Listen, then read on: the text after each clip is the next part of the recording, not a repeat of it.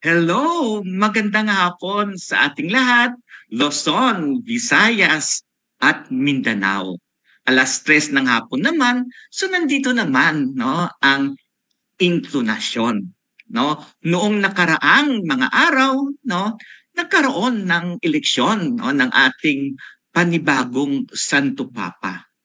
Ang taong magbibigay ng giya sa buong simbahang Katoliko sa buong mundo. At pinalad tayo na may panibagong papa na tayo, And we are praying na sana ay mabigyan niya ng gabay ang lahat ng mga Katoliko at mga Kristiyano sa buong mundo. Noong nakaraang Lunes, nagkaroon din tayo ng pinaka-exciting sa buhay ng mga Pilipino. Pumili tayo ng ating mga senador, gobernador, mayor, mga sangguniang panglalawigan, mga miyembro ng sangguniang panglungsod. Kinocongratulate natin ang lahat ng mga nanalo, kasama na rin ang hindi mga nanalo. At binibigyan din natin ng pagkilala ang efforts ng ating mga guro, ng ating COMELEC na magkaroon ng isang eleksyon na kung saan yung mga gustong iboto ng mga mamayang Pilipino ay kanilang nagawa. Medyo malungkot ng tayo kasi sa ating sektor, sa sektor ng may kapansanan, ay hindi nabigyan ng pagkakataon sa eleksyon na to. Pero siguro maganda din na kahit papaano na pag-usapan ang patungkol sa issues in concern ng persons with disability. Baka sa susunod siguro, baka pala rin na tayo. At talagang magpupunyagi tayo, magtrabaho tayo. Para magkaroon talaga ng totoong kinatawan ang mga taong may kapansanan sa Senado man o sa Kongreso. Pero nakaarang linggo, ito yung pinaka-importante. Yung ating ipinagdiwang ang Mother's Day. Kaya nga mga ka-inklunasyon, mapalad tayo na may dalawang nanay nagpaunlak na magiging guest natin sa hapong ito. Kanilang ikikwento ang kanilang mga pinagdaanan, ang kanilang sakripisyo, ang kanilang tagumpay, ang kanilang mga advokasya bilang mga nanay ng mga batang may kapansanan. At syempre, sa pangkat na inklunasyon, ating binabati ang buong pangkat ng inklunasyon. Nandito na si Ma'am Jen, ang isa sa mga haligi ng inklunasyon. Ma'am Jen, kamusta? Kamusta doon sa inyo, Ma'am Jen? Kamusta ba yung celebration mo ng ng Mother's Day? At kamusta yung eleksyon doon sa doon sa Pangasinan, Ma'am Jen? Good afternoon po sa inyong lahat at sa lahat po ng nanonood po ng Inklunasyon Online. Live po tayo via FP Live. So, yun sa Mother's Day celebration. Very happy, Sir Ranil, kasi for information po, yours truly is also a mother of 3 children. Yan. Malalaki na po sila. Actually, mga adult na. But then, yung celebration, we had a dinner and get together also with my granddaughter.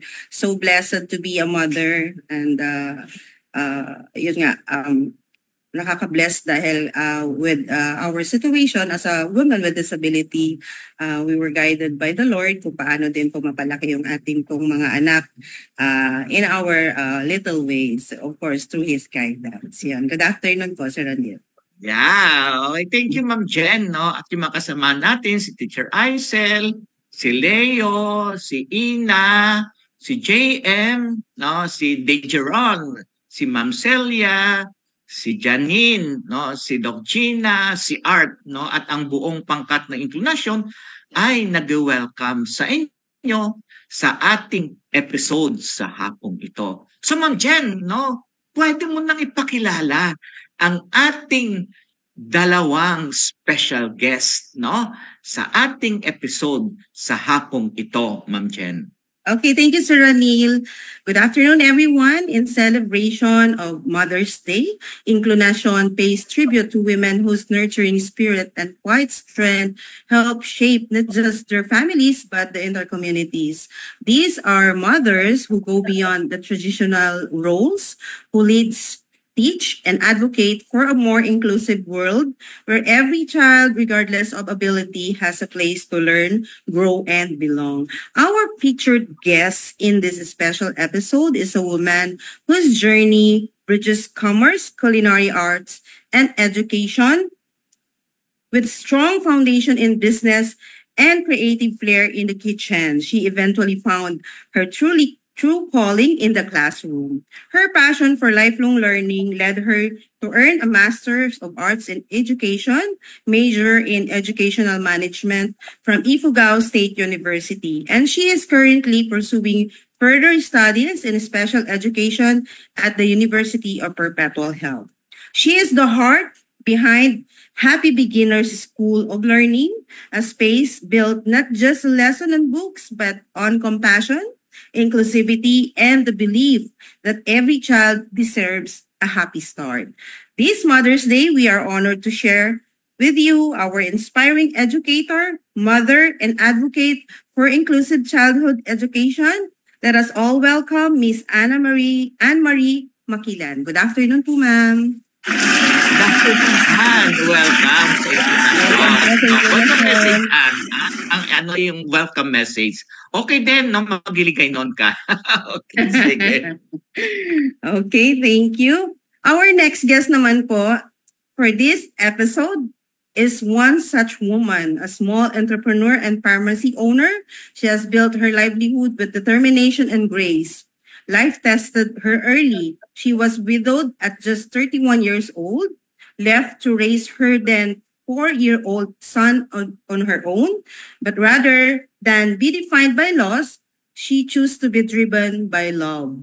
Her son, now 17 years old, is with autism spectrum, a journey that transformed her perspective and deepened her commitment to advocacy. Today, she serves as the Vice President of the Autism Society Philippines Iloilo City chapter, where she uplifts families navigating the same path she once walked alone. She is a mother, a leader, and a light to others. This Mother's Day, we are going to celebrate and share her story, her inspiring story. Let us all welcome Miss Catherine Claver. Good afternoon po, ma'am.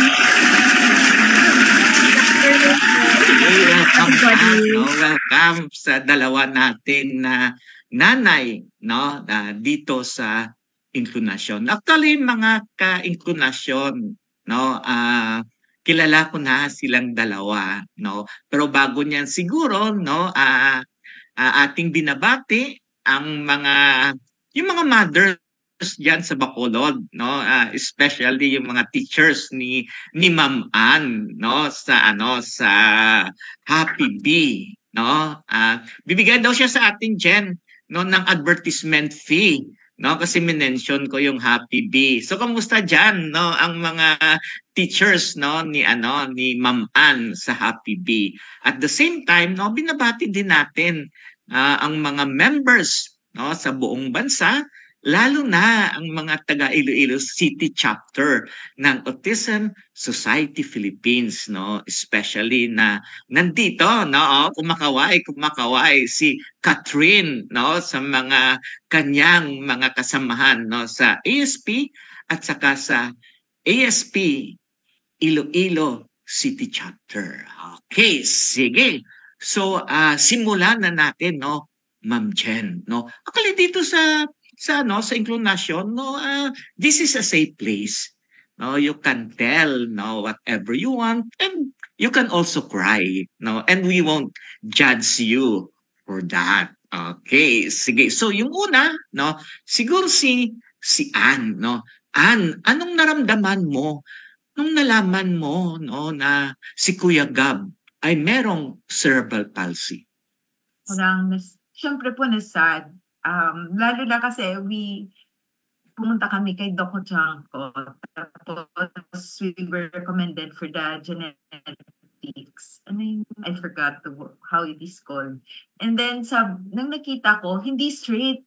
Sabi ko, hala, nag-message ako kay Doc Estrada. Hala Doc, bakit hindi to katulad sa pinakita mo sa akin na sample na chromosomes. Sabi niya, hindi, kailangan kung ilang bones yung X, ganyan yun din yung Y. So sabi ko, okay, safe. And then sabi naman ni Doc Bagay dati, sabi niya, okay lang yan kasi Gab was 9 months. So sabi niya, makakahabol pa tayo. Yun.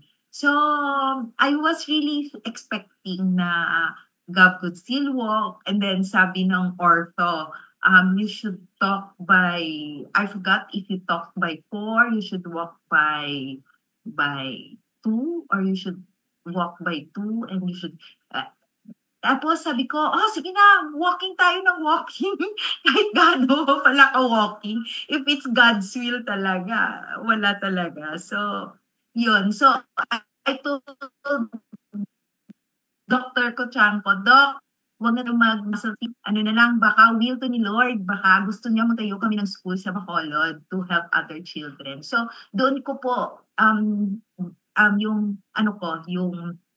yung heart ko, parang doon ko na inilagay to help our children here sa Bacolod po. Okay. Sige, si Kat naman, Kat, no? Paano nyo nalaman na si Jello ay merong autism? At ano yung feeling ninyo, no, ng late husband nyo nung nalaman na meron palang ganong kondisyon si Jello? Yeah, at first, actually, I didn't know that he has autism. And when I brought him to one of the preschools sa Bacolod, and they told me that Jello is behaving somehow differently. So we brought him to the doctor. To make the story short, yun, if you're asking me about my reaction, if I would recall it, I would really laugh at myself. Kasi eto sabi ko, Doc, alam mo, doktor din yung asawa ko. Tao din siya, tao ka rin. Yung kasi nagkamali ka lang. Tao ka rin kasi, Doc, baka nagkamali ka lang. Hindi, because what do I know about autism at the time I was young? And then, all I know about autism is parang wala nang pag-asa kasi pag yung may nakikita ko, hala kahit gaano mo siya kausapin, hindi nagre-respond, tapos non-verbal. Sabi ko, hindi naman ganun yung anak ko eh. As what I said earlier, again, what do I know? What did I know about autism during the time? So sabi and I felt like all the heavens covered me, as a nanay eh. So sabi sa akin ng asawa ko, tahana. We will do the things, the right things like therapies or whatever that we need to do. So he will manage it. And so during the time, I was working as a medical representative. So pumupunta kami sa mga clinics ng mga doctors. So there's this one doctor's clinic that I went to. And of course, kahit nagtatrabaho ako, it's still carried in my heart that bakit ganitong anak ko, it's like this, ano na lang.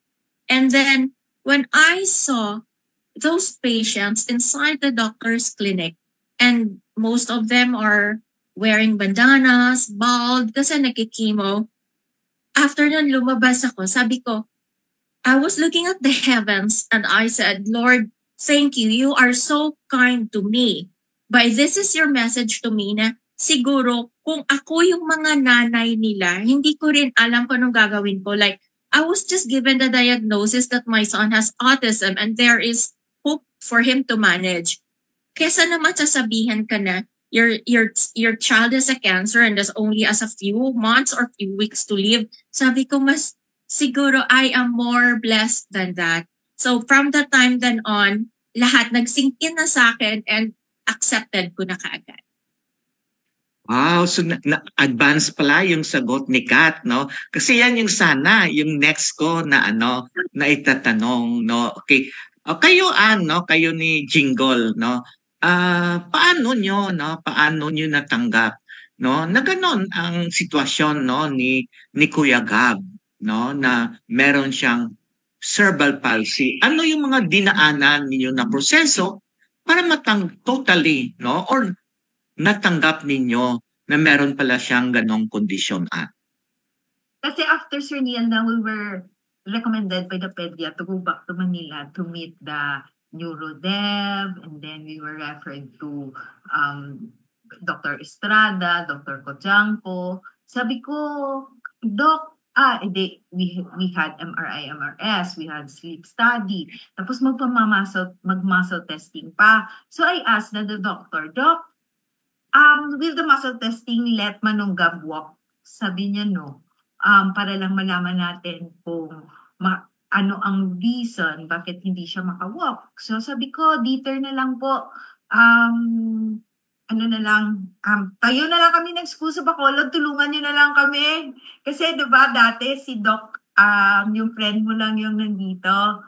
So sabi niya, sige, si Doc bagay. So pumunta siya dito to diagnose the children.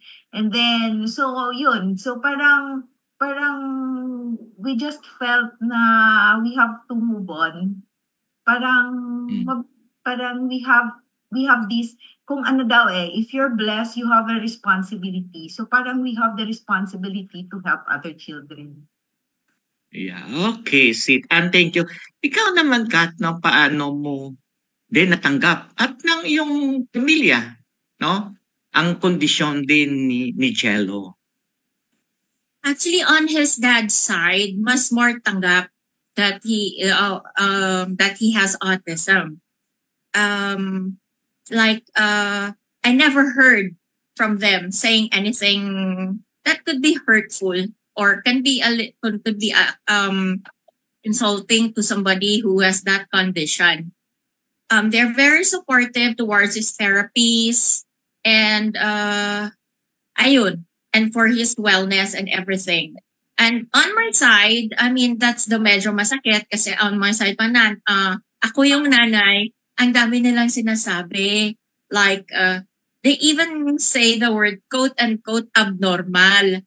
Ano na lang yung mangyayari dyan sa anak mo in the future? Ano ba, ano kayang kwenta niyan in someday?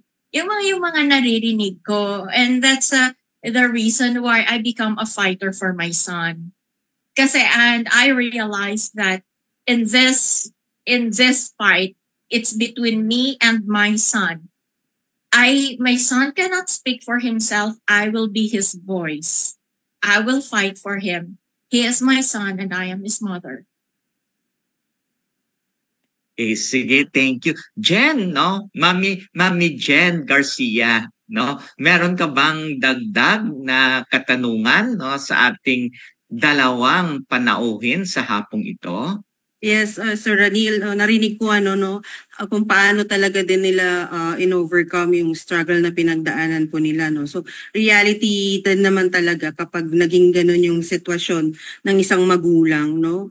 Meron yung takot, pero ang kagandahan sa kanilang dalawa is na-overcome po agad nila base sa naikwento po nila. Ma'am Ann and Ma'am Catherine, itatanong ko lang po. So in terms of sustainability and paano nyo po ba pinaplano or ano po yung ginagawa po natin para po sila ay yung kanila bang independence, ma'am? Paano po ninyo nasusustain yun or paano nyo po sila natitrain po?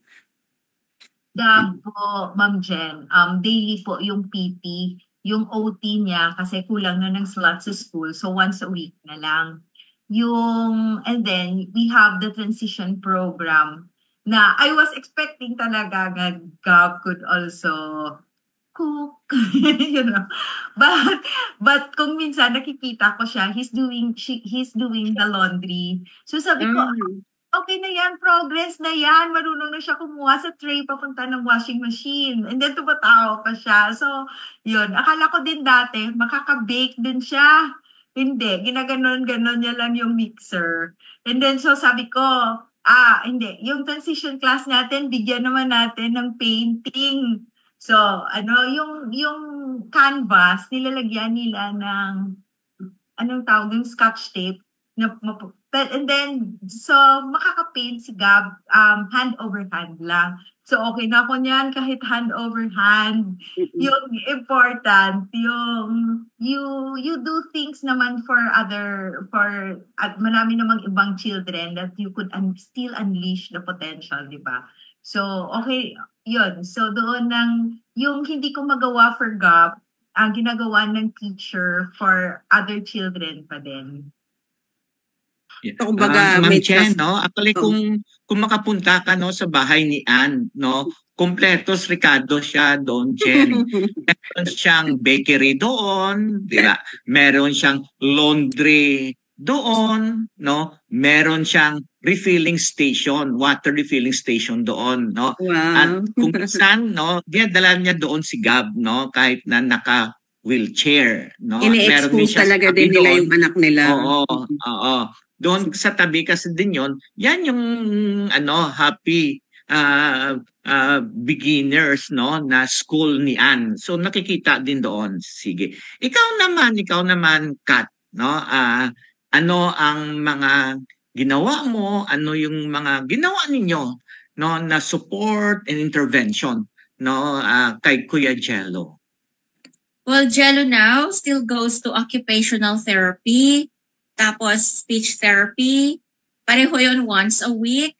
And then he goes to an ABA transition. ABA po yung program niya 3 times a week. And meron din po kaming special ed na teacher, na licensed na special ed teacher. Pumupunta dito sa amin 3 times a week for his tabletop activities or yung mga academics niya. Yun. At saka kasi Sir Anil, I have to admit, I am a spoiler. Kasi nag-iisa yung anak ko, tapos baby pa talaga yung tingin ko sa kanya. So, I'm happy that yung mga titas niya, the sisters of his late dad, are there also to support. So, pag ganon, para different form of disciplines na rin. So, yun nga, for a few days a week nasa kanila. So, sabi ko kasi, minsan ako, I have to admit, isang kiss lang at saka hug ni Jello, kung ano yung gusto, sige, ibibigay ko. So, ayun, para meron naman siyang other forms of discipline, I would ask his titas to be with him naman. Sino ba talaga ang Ilonggo? Ang husband mo, Kat? Ang taga Arevalo mismo? Yes, sir. But I'm the one from Bacolod. Yun ang alam ko pareho kayo ni Ann kasi ng mga Negrense. No? So, okay. So pumunta ka doon sa Iloilo, no, dahil taga roon yung husband mo, no. Actually, yes, mga ka-inclo, no. Ilan na nga yung branches no ng drugstore mo, Kat? Actually 4, sir. Pero ngayon kulang kasi ako sa manpower, so 3 yung open. Okay, sige. May follow-up ka? Nakatanungan sa nila, Miss Jen? At saka po, sorry, pwede po ba pa, sir? Pwede. Go ahead po, ma'am. Go ahead po. Yeah, go ahead. Miss, and I heard about nagpe-painting yung anak mo. Si Jello kasi, because of the ABA that he goes to every 3 times a week, doon po na-discover that he has talent in abstract painting. So, yun, one of the reasons din na kinuha siya ng director ng movie na Love Child, kasi yung role na doon is yung teenage boy with talent sa painting. So, yun nga po. I mean, I think if you have shown some of his paintings, Jan, also in this video, yun po. Casey, thank you, Kat, for that additional information. Ma'am Jen, do you have additional questions or clarifications? Bali, additional question na lang po siguro. Ma'am, with the situation po, no, yung pagpapalaki po ninyo doon sa anak ninyo po since may condition po sila, was there any experience na kumbaga nasa public po kayo tapos nagkaroon ng parang episode or nag-tantrums? How were you able to manage po yung sitwasyon na ganun po? Nagkaroon po ba kayo ng ganung experience po? Thank you po. With Gab po, Ma'am Jen, here lang sa house nag-jerk. And then pag nag-jerk, nag-cry, nag-worry na agad ako. Dala na agad sa doctor. Recommend kami agad ni Doc Cabaluna sa Manila. So, tapos siya na nag-schedule with Doc Ortiz. And then si Doc na din yung nag-schedule with EEG. So, parang easy lang po yung intervention kasi pagdating namin, nagpapakilala lang kami na we're from Bacolod, so binigyan kami, inuna kami agad. So, parang nabigyan siya agad ng Keppra medicine. So, ngayon na malaki na siya, tapos hirap mahal na yung pamasahe sa Manila, hindi na katulad noon. So, fair lang kaya, nag-home center kami dati, PT with Teacher Cell. So, piso fare lang yan, and then C5, balik pagkahapon. So, ngayon, since mahal na, dito na kami pag mag-seizure, count agad ako. Kasi ini-train kami ng neurodoctor here, how to na kailangan paside agad, and then count agad, yun ganon. So, count agad kung ilang seconds, and then balik agad sa doctor. Kasi di ba, yung seizure medicine, after a year, lumalaki yung bata, maliit na yung dose. So, the doctor had to add para po maiwasan natin yung seizure. With tantrum po, wala po siyang tantrums pag nasa labas. Tapos usually, swimming lang yung pinupuntahan namin. So, tinasabihan na siya, in 5 minutes, kailangan bumihis na. In 5 minutes, aalis na tayo. So, 2 minutes na lang 1 minute na lang, and then we go. Pero pag ibiglaan mo siya, ay hindi magta-tantrums yun. Hindi, yan. Okay, thank you, ma'am. How about po si Ma'am Kat po? Ma'am Catherine? Yes, there was this 9 years ago, we went to his favorite restaurant that's in Ocean City. No. And then we cannot get in kasi meron silang function. So but Jello was gutom na kasi gagagaling pa yun sa swimming. And then he was really insisting to get inside. And then he was wondering why there was a lot of people inside. And then hindi siya pwede ma-serve. Humiga doon sa sahig and then umiyak.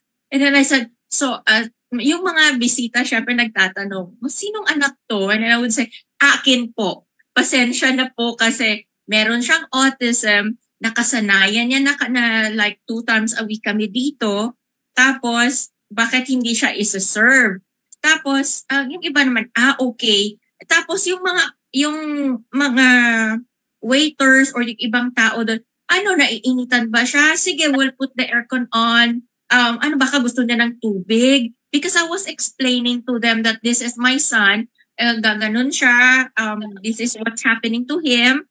He has autism, so this is his reaction towards a situation. Ayun. Buti na lang, people are very understanding, yung mga waiters and the staff in that restaurant. Yun po. But eventually, sabi ko, okay, we will go to the other branch na lang. Ganyan talaga ang nanay, no, Sir Ranil, no? Talagang pagdating sa anak, no? Talagang ilalaban mo kahit na saan kayo naroon. So, ako hindi mo lang alam kung ano yung yung pinagdaanan ko sa paglaban ko sa anak ko. Opo. Tulad ni Kuya Gab, no? meron din bang comorbid condition si Jello? Kasi yung kay Kuya Gab, no, meron siyang seizure, no, disorder. Yung kay Jello, meron ba siya ibang medical condition aside sa autism? Like, sa awa ng Diyos, wala siyang seizure. God forbid. Pero, yun nga kasi mataba siya, malaki siya. Meron siyang metabolic syndrome. So, minomonitor namin yung hypertension niya at saka na ma-manage naman ng medications. Tapos, he's also taking metformin for his for his metabolic syndrome po. Okay, sige. Parang Otherwise, isa to sa wala naman. isa to sa mga palaging tinatanong, no, kung meron kang anak, no, na may kapansanan, no. Sa palagay nyo, sa inyong karanasan, no, ang pagkaroon ba ng isang anak na may kapansanan ay isang blessing sa inyo? Definitely. Definitely, I would say that. Talaga, I am so blessed that God gave me Jello, and that includes the autism in him, because hindi ko alam na ay nagagawa ko pala to, yung mga the mothers with neurotypical kids, yun lang pala yung nagagawa nila. I mean, syempre hindi ko nasasabi yun, but just in my mind, ay wala yan sa akin. Parang ganun. And then tapos ang dami, sabi niya nila, it's the parent who's supposed to teach the children. Pero sa akin, bakit baligtad? Ang dami kong natutunan when having a kid with like Jello who has autism condition. So actually I am grateful at sa pinapasalamatan ko yung Panginoon that God gave me Jello. Sige. Ikaw naman, Ann. Po, Sir Raniel, blessing po talaga si Gabby. Hindi lang iyak ako. Hindi lang sa akin, but also for the children with special needs here sa Bacolod. Kasi if not because of Gab, edi walang happy beginners. And then, dati po kasi, I was telling this to the parents during support group. I was impatient, and then siya po yung nagturo sa akin to be patient. Kasi if magagalit ako, o magagalit din siya, iiyak si Gab if I get mad. So, and then, of course, he leads me to my God's purpose in life po. So, kung diba, like nakwento ko sa iyo when you were here, pag yung yung bata, parang ang tagal na with happy beginners, matagal yung progress, I asked the schedule sa isang teacher here to pwede i-manage, ituruan yung parent. Papasukin yung parent, may session din siya. If ayaw, edi sayang yung tuition fee niya pag wala tayong progress. Kailangan si parent will collaborate sa school. If not po, sayang, hindi na lang natin tatanggapin. Kailangan may progress tayo. So yan po sa yung, diba sabi mo, yan yung magagawa, yan yung kaibahan if you're a parent. Gusto mo palaging may progress na hindi masasayang yung pera. Yan po. Speaking of pera, Ma'am Jen, medyo kakaiba itong tanong ko sa inyo. No, wala to sa guide question. Okay. Kasi nasabi nyo lang yan eh. Kasi naman dalawa naman kayo, may mayaman naman kayo, may pera naman kayo eh. Hindi nyo naramdaman yung naramdaman ng isang ordinaryong nanay na walang pera. Kaya nasabi nyo yan, no? So what's your take, no, on that question, no, ng ibang mga magulang na sobrang hirap sa buhay? Parang ang hirap Ako, ano pa yung tanong ko? Kasi madali sa inyo yung sabihin ganito, ganito, ganito. Kasi dalawa naman kayo, may pera naman kayo No, sufficient naman kayo sa buhay. Pero kami, nahanapin pa namin yung pagpa-diagnose sa aming anak, no, kung ano yung kanyang kondisyon, yung papaterapi namin, pipila kami ng kalayo-layo. Kayo, no, kumpleto kayo. May EBA kayo, may PT kayo, may OT kayo, may SP kayo. Kaya, madali nyo yung sabihin. Sa amin na mga mahirap, no? Sobrang hirap ng buhay na merong anak, no, na may kapansanan. What's your take on this? Yung special education teacher po kasi, Sir Neil, diba, trained din sila to do the behavior. Na-train din sila na, diba, tuwing the parent will have a session with a speech path, nagsaside to side yung speech namin kasi, diba, uuwi pa siya ng Manila. So they do the program na iniiwan ng speech pathologist sa parent. Kasi only few, let's admit the fact, it's very few of our parents who do the follow-up. So, yun. So, the special food, saan ba yun? We'll have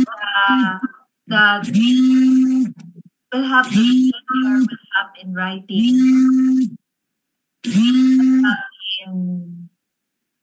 Ano pa ba? We'll have the receptive expressive skills of the child para po hindi na sila gagasto with the OT, with the speech, pero hindi namin sinasabi na si speech na lang yung gagawa. Magtulungan tayo kasi 'di ba, parent din ako with special needs. So we could help each other naman. Oo, with we have contacts with Phoenicia Foundation. They sent us naman wheelchair for cerebral palsy. Yung lang po, yung we're trying to work out po sana yung medicine for seizure. Kasi I talked with one of the neuro here in Bacolod. Sabi niya, 5 pesos lang yung medicine na pinaprescribe ko, hindi pa mabili ng parent. Yan lang po. So, sige, ikaw Kat, no? What's your take, no? Nung sinabi ko kanina, no? Ako hindi yun galing sa akin, galing yun talaga sa mga magulang, no? Na mga nakakausap ko. Totoo naman kasi yun, Sir Ranil. Mayroon naman talaga mga ganon na hindi lang hindi totoo yung sinasabi na para for those mo can afford lang yung merong autism. Kahit nga kami na can afford those therapies, sinasabi nga namin, ay, mahal kong anak. Ganun. How much more sila? Pero,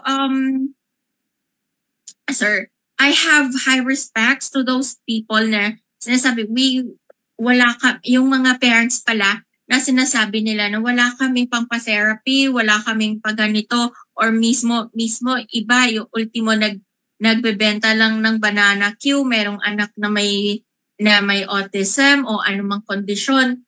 Pero I have high respects to them na yung mga lumalapit sa mga pareho nilang mga nanay na merong din ganon.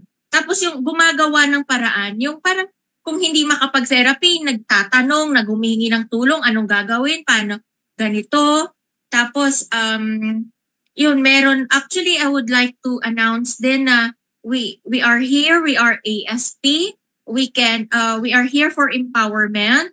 Kung may kailangan kayo na tulong na hihingin, advice, or ano yung mga kanakailangan na tanong paano nung gagawin sa anak, pwede kami mag-advise when it comes lang sa mga therapies, yung mga ganon. And ayun po. At saka I would advise, go out of their comfort zone. Find someone who is the same as you. Magtanong kayo, ma'am, hindi namin afford. Anong gagawin namin? Baka pwede naman ng ganito. O yung isa naman mag-share din. So kahit papaano, nakakapag-interact, may matutunan yung isa sa isa. Yun po. Okay, sige. on the other hand, no, on the lighter side, no. Okay, ano naman yung joys, no? Ano yung mga kasiyahan, no, na dala ng inyong anak na may kapansanan? Ay, ang dami. Kung pagod ako, nawawala lahat ng stress ko. Yun. Tapos pag isang kiss lang, isang hug, isang isang loko-loko, ang tawag doon, isang yung bola-bola, isang bola-bola lang. Ay, ayun, give in talaga ako. Yun. At saka,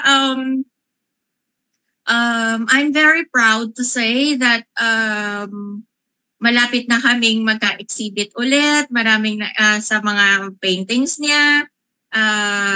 Yun. And another thing is, kahit ilang seconds lang siya, nako, artista siya sa Netflix, ha? From Regal Films sa movie Love Child. Yun, okay. Happy Beginners. Yung ano. Yun. So, ang dami din, sabi nila, wala na bang, I was told by a family na, ano kwenta yan ng anak mo someday? Ano na lang siya, iniwanan ka nga niyang asawa mo, ganun pa rin. So, bakit? 8 years old pa lang si Jello, ayun, he helps me open the pharmacy. Ngayon siya na minsan siya na yung nagbebenta yung mga gamot lang naman na like tulad ng mga efficacy oil, yung mga sigurado akong safe lang. Tapos siya yung nag-a-arrange, tumutulong sa akin. Pag bumibili kami sa supplier, siya yung nagbibit-bit ng mga karton. So, sino nagsabi na walang kwenta yung anak ko? Ang laking tulong niya sa akin. Okay, sige. Sa'yo naman, Ann, no? What are the joys, no, that you and your family experience, no, because of Kuya Gab? Pag yung mga children dito sa school po, magbi-big school na, happy na ako doon, may progress na sila.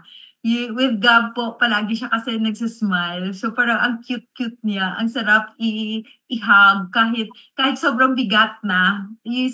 Tapos gusto niya palagi i-hug ka, i-kiss, yun po.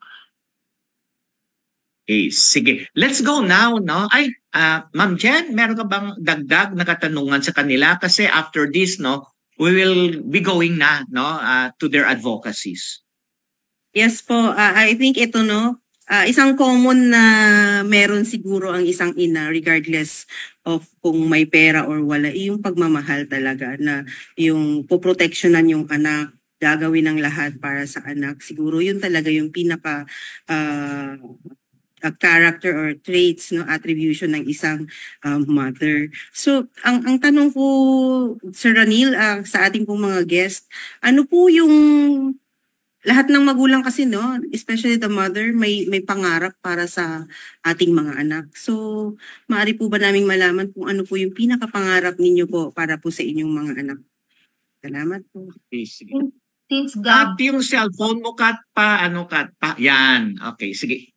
Sige, si Ann muna. Ann, ano yung pinakapangarap mo kay Kuya Gab? Since Gab po could not walk, could not talk, yung ano lang po, yung he would be in a friendly, loving, understanding environment. So, pinipray ko lang na si Tantan will be patient with him, will be understanding with him. And then, yung po, with Happy Beginner, safe na ako doon kasi sure ako walang mabubuli doon, yung ganon. Kasi diba, one-on-one po kami. So, yun lang po. Pag okay na yan, na maka-on and off siya ng faucet. Okay na maka-laundry siya kahit hindi siya how do you can fold the t-shirt and the pants. At least, meron tayo na enhance na potential niya. Oh, yun. Okay, sige. Kat, ikaw, ano yung pinapangarap mo kay Jello? Well, ang importante, ma-manage niya lang yung self niya. Ano na rin naman ako, accepted ko na naman yung mga limitations niya, hanggang saan siya. Yun. And then, importante ma-manage na yun.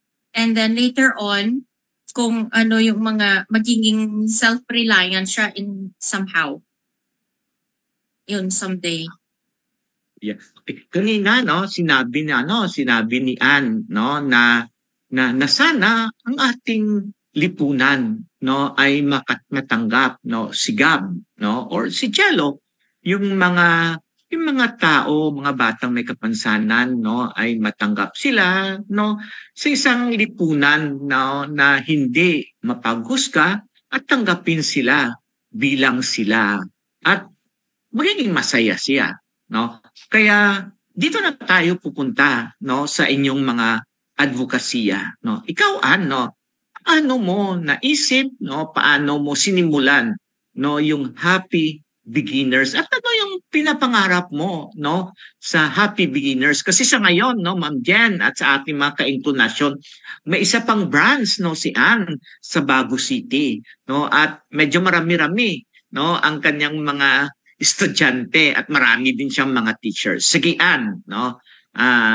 paano mo naisipan na magpatayo ng school at ano yung pinapangarap mo sa school mo? Yung dream ko lang po, sana po yung parents mag-collaborate. Kasi yung ilang hours lang yung bata sa school.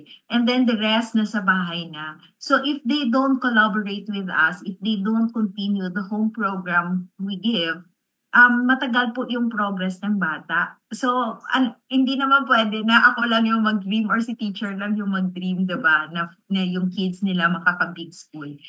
These parents dream for their children na mag-big school, but they also need to help the teacher to, diba?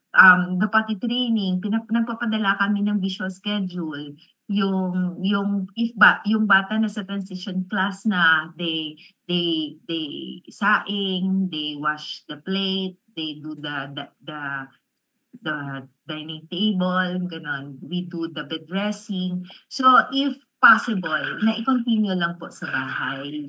So, yun po. So yung another thing po, we need yung sino po ba yung magsa-start ng advocacy? Sino po ba yung unang makakaintindi sa ating mga anak? 'Di ba tayo lang po. So we need to advocate for our children. Sabi nga kanina ni Miss Kat, siya yung boses ng kanyang anak. So we need to inform the whole world that these children are special, but they have feelings and we could unleash their potential. Nakita mo naman si JB and si Manong Brent, 'di ba? They work na with Jollibee. So because with the continuous patient understanding sa ating mga anak, sila po ay magiging really independent. Ganun po.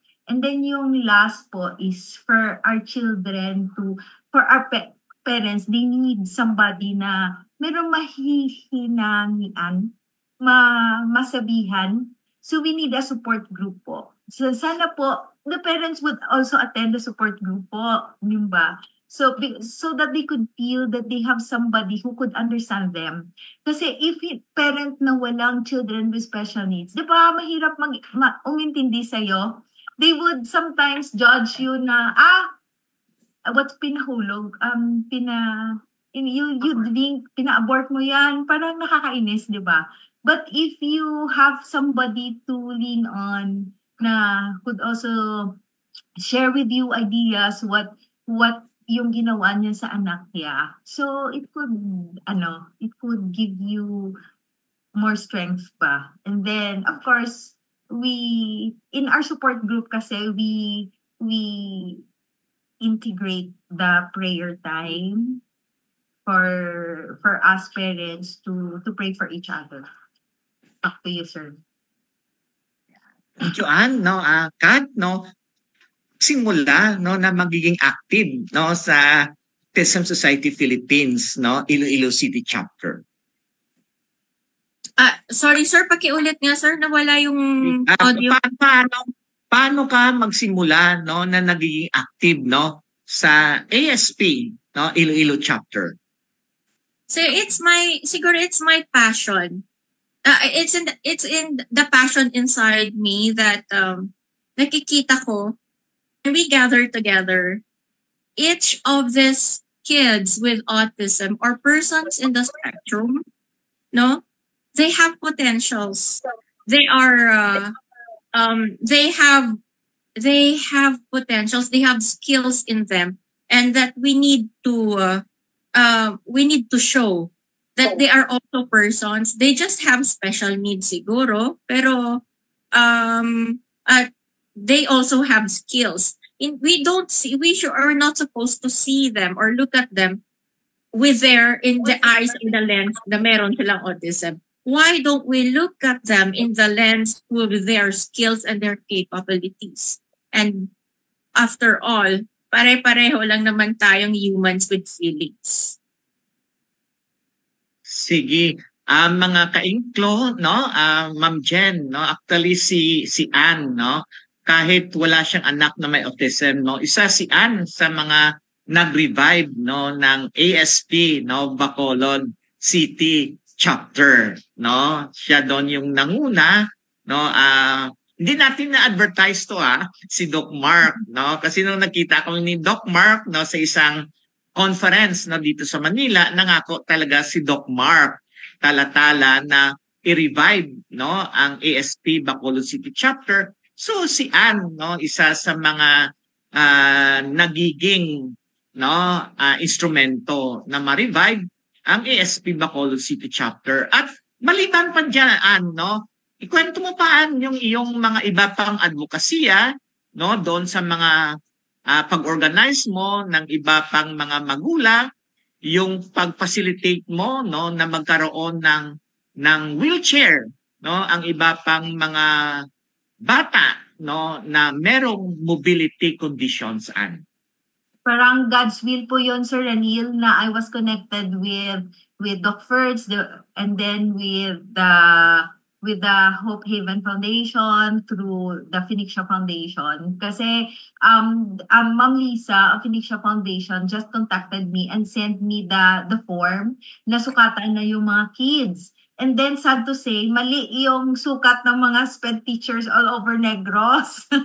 So, Doc Ferds volunteer na pupunta siya here sa Bacolod to do the measurement para padala ulit dun sa Hope Haven.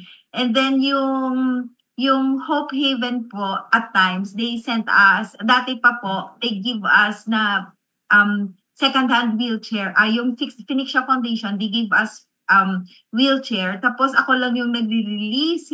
Sabi ni Doc Ferds nung dumating siya, you need to measure them para tama yung sukat, or else makakakos yan ng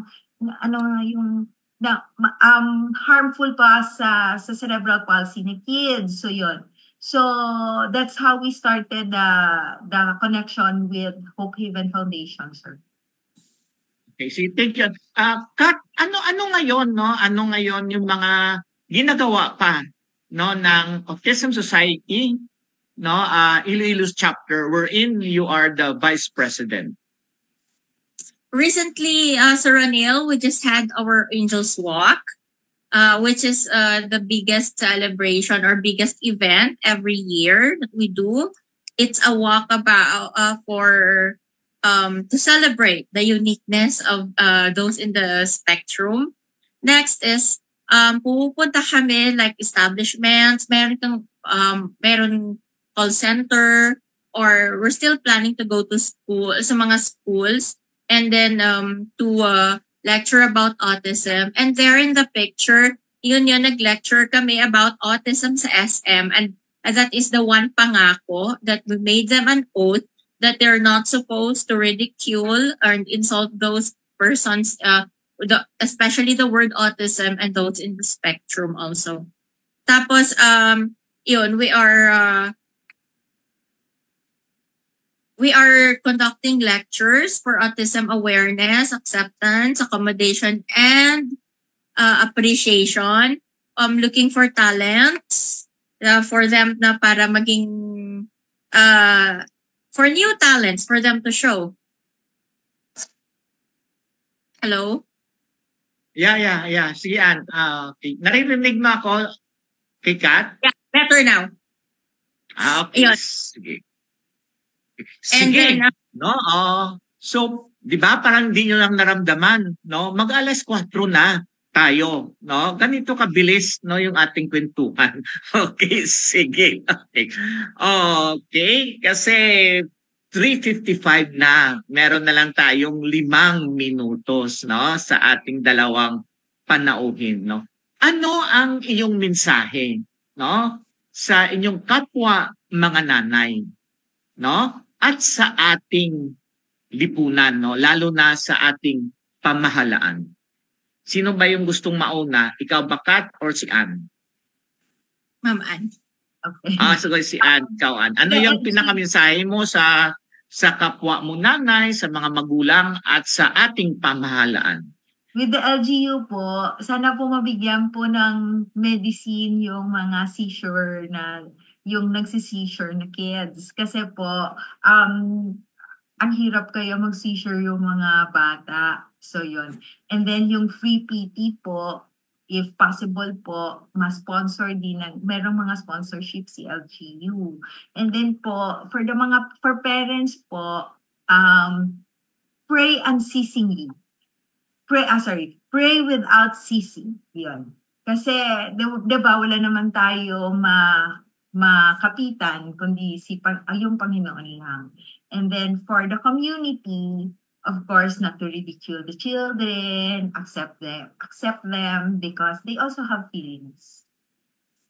Back to you, sir. Okay, sige. Thank you, Ann. Last message, Kat? For the LGUs or the government po sana, if they could provide jobs for those who have autism, and for those who have capabilities din naman nga suited for the job description na may vacancy sila, we are hoping that they can accept. And next is for the parents, never consider autism as a difficulty or a problem. It is a child to love. Focus on your child, everything that he is. Like what I tell myself, it has always been my mantra. I love everything that is in my son. That includes, and of autism does not define him. It's just a part of him, and I love everything in him, and that includes the autism in him. Yeah, addition lang, Ma'am Jen, kasi minention ni Kat, no, ang tungkol sa employment, no. Kaya give me this opportunity na actually ginapahambog ko gid, no. I'm very proud, no, na doon sa Bacolod, no. We're not advertising, no, Jollibee, no, but Jollibee in Bacolod City, no, accept, no, persons with autism. And na-prove ko na kaya nila, no, kasi yung last time bumisita ako, no, doon sa branches, no, ng fast food na to, at kayang-kaya. At dito, no, we're proud na hindi sila contractual, Ma'am Jen. Hindi sila 5 months lang, kundi, no, regular sila, no? At ganon din yung tinatanggap nila, no? Tulad sa mga walang kapansanan, at nakausap ko rin yung kanilang mga co-employees, and their feedback, no, their feedback are very positive about their co-employees with autism. Anyway, no, i-call na yung attention natin ng ating director dito, no? Ma'am Jen, no, your last message, Ma'am Jen? Ayan, thank you po, Sir Ranil. Maraming salamat po sa ating pong mga guest po sa hapong ito. Tunay nga po na nakita po namin yung inyo pong very brave na heart as a mother of children with disabilities po. Nakita din po namin kung paano po ninyo ina-advocate yung inyo pong mga strategies na ginagawa po para sa ganun ay hindi maiwanan ng inyong anak, at higit sa lahat yung ipinaglalaban po ninyo sila at may pakita na they are your children. They deserve to be loved as well. Kung ang mga anak natin na walang kapansanan ay talagang minamahal, mas lalo po itong ating pong mga anak na meron pong kondisyon. Ano po? So Sir Ranil, isang lesson din na learn ko today as a mom with disability Ayan. So, lahat naman ng pagiging nanay ay dumadaan talaga sa mga challenges. Pero ang importante doon, yung heart, yung brave heart to conquer all these challenges for the sake of love to our children. So thank you so much, Ma'am Anne and Ma'am Catherine, for sharing your stories as a great mom and a super mom. Yun, congratulations po, and we hope na maging successful pa po kayo sa inyong advocacies po. So, shout out po sa lahat po ng nanonood po ng international. From Taguig, from Iloilo City, po namin kayo mapasalamatan isa-isa. But thank you so much for sharing also the episode today. And nawa po na kayo po ay may nakapulutang aral sa hapon pong ito. So, public service announcement lang po. JM.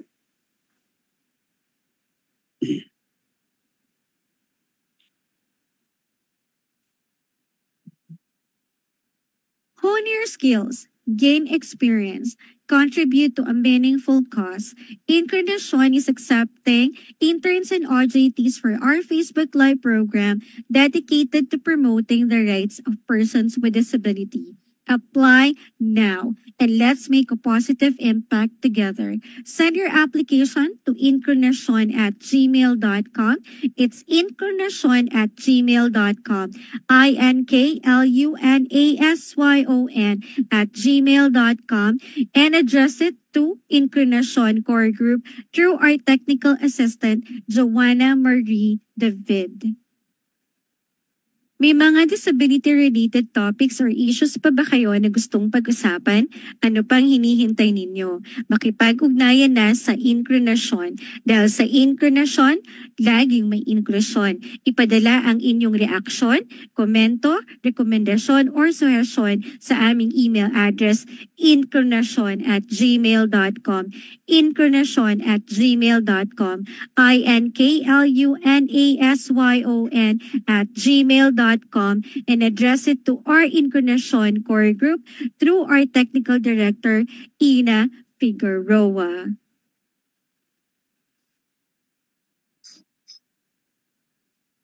We would like to thank our sponsors and partners, CBM Global Disability Inclusion, Philippine Coalition United Nations Conventions on the Rights of Persons with Disabilities or PCUNCRPD, ENET Philippines, Norfield Foundation, CISO, Philippine Partnership on Children with Disabilities or PPCWD, Liliane Funds, Deafblind Support Philippines or DBSP, Philippine Chamber of Massage Industries for the Visually Impaired or PCMIVI, Provincial Government of Batangas, PIDAO Pangasinan, Regional Associations of Women with Disability or RAWWD Region 1, Mabini Movement, and of course, the ASEAN Enabling Master Plan 2025 Coalition.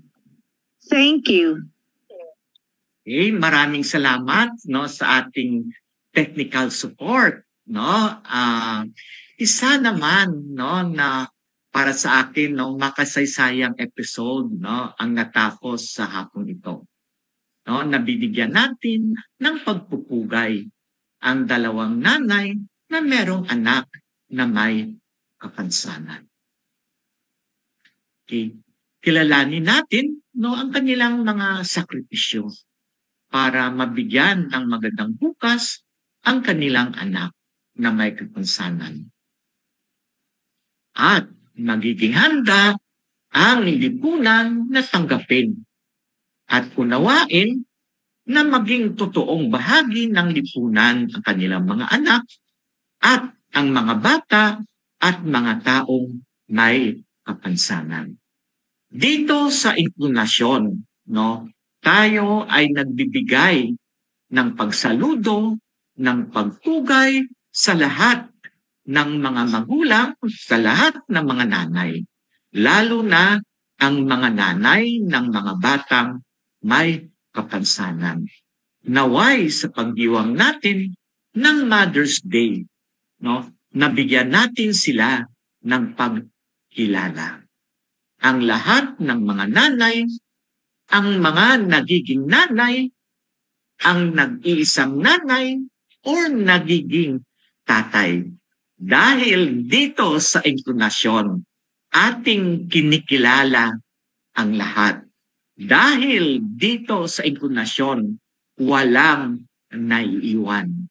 Dahil dito sa inkarnasyon, lahat ay kasama. So, inkarnasyon, inklusyon, now na